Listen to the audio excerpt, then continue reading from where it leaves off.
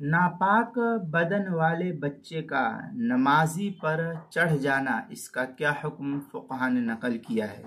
चुनांचे अगर नमाज की हालत में पाँव चलता बच्चा, अभी छोटा बच्चा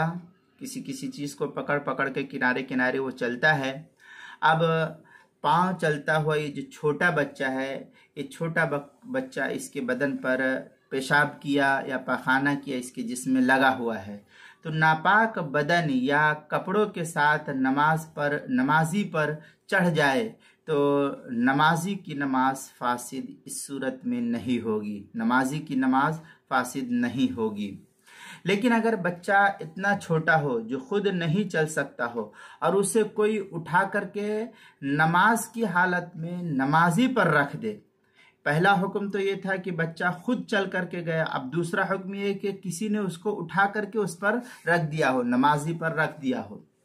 और उस बच्चे के बदन या कपड़े पर नजासत लगी हुई है, पेशाब पखाना वगैरह जो है लगी हुई है, तो ऐसी सूरत में अगर एक रुकन अदा कर लिया तो नमाजी की नमाज फासिद हो जाएगी। एक रुकन जैसे कि सजदा था तो सजदे को अदा कर लिया, या रुकू था या रुकू को कर लिया, तो इस तरीके से अगर एक रुकन को अदा कर लिया तो इस सूरत में उसकी नमाज फासिद हो जाएगी, फिर से उसको नमाज अदा करनी पड़ेगी।